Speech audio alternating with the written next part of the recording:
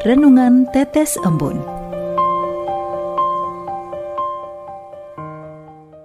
Renungan Tetes Embun, Selasa 26 Maret 2024. Pejuang Iman. Kutipan dari Injil Yohanes bab 13 ayat 21. Setelah Yesus berkata demikian, ia sangat terharu, lalu bersaksi, "Aku berkata kepadamu, sesungguhnya seorang di antara kamu akan menyerahkan aku." Sobat Katolikana, dalam beberapa kesempatan saya mendengar kabar tentang sahabat atau kenalan saya yang berpindah keyakinan. Dulu saya mengenalnya sebagai seorang Kristiani yang rajin dan tekun menjalankan ibadahnya, namun kemudian berpindah dan memeluk agama lain. Ada yang terjadi karena menyesuaikan diri dengan keyakinan calon suami atau istrinya.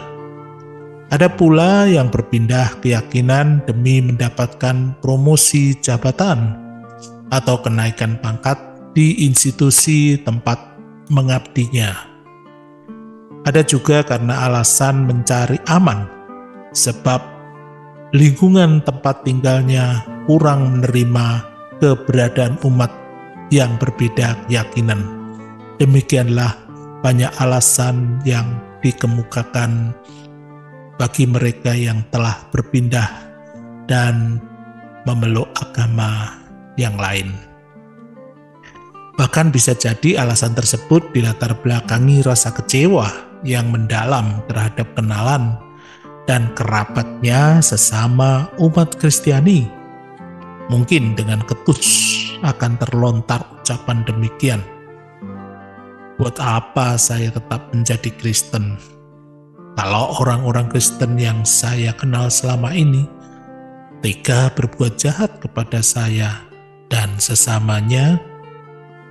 Sobat Katolikana, apa yang terbesit dalam benak Anda ketika mendengar curahan hati di atas? Jujur, saya pribadi pun ikut merefleksikan keluhan tersebut dalam sebuah permenungan. Apakah benar orang-orang Kristen yang dimaksudkan tega berbuat jahat kepada sesama, termasuk diri saya juga? Di sini saya menyadari bahwa menjadi pengikut Kristus ternyata tak semudah membalikkan kedua telapak tangan kita. Sebab para pengikut Kristus dituntut untuk selalu menyelaraskan antara pikiran, perkataan, dan perbuatannya dalam praksis hidup sehari-hari. Tanpa bermaksud mengadili siapapun, barangkali saya atau Anda selama ini masih mengalami kesulitan untuk melakukan hal demikian. Apa yang kita katakan dengan nada bicara manis dan meyakinkan, ternyata tak sejalan dengan apa yang kita berbuat sesudahnya. Sobat Katolikana, untuk menjadi seorang pejuang iman diperlukan keteguhan hati, sekaligus penyerahan diri total kepada kehendak Tuhan. Dengan menyelaraskan kehendak kita dengan kehendak Allah, maka akan terdapat jalan terbuka lebar untuk berbagai hal yang baik dan benar dalam kehidupan kita. Hidup yang beriman Kristus adalah mengajak hidup yang tidak menyerahkan pada jalan kesesatan, sebagaimana Yudas Iskariot lakukan, melainkan hidup dengan ajarannya untuk menjadi pejuang iman sejati di tengah kepungan godaan duniawi. Terlebih pula, seorang pejuang iman sejati mau dan mampu menjadi saksi Kristus dengan mewujudkan ajarannya. Jadilah kehendakmu di atas bumi seperti di dalam surga. sebagaimana tertera dalam doa Bapa kami yang sering kita daraskan setiap hari, yakni dengan berserah sepenuhnya kepada Allah. Semakin hidup kita menjadi berkat yang melimpah bagi sesama, diri sendiri, dan seluruh ciptaannya di dunia ini. Marilah berdoa. Dalam nama Bapa dan Putra dan Roh Kudus. Amin. Allah Bapa yang Maha Baik, terima kasih karena Engkau senantiasa mengingatkan kami melalui sabda-sabda-Mu.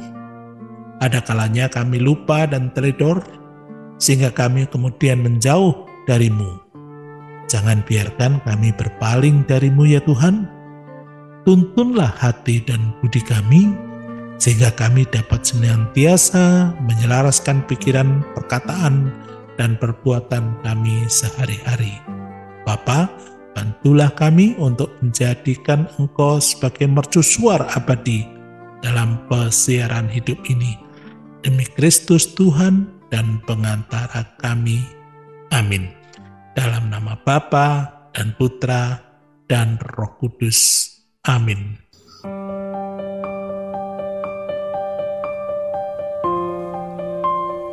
Demikian Anda telah mendengarkan Tetes Embun yang dipersembahkan oleh Radio Katolikana. Renungan Tetes Embun bisa Anda simak di Radio Katolikana, media sosial Radio Katolikana, dan YouTube Katolikana. Terima kasih dan sampai jumpa.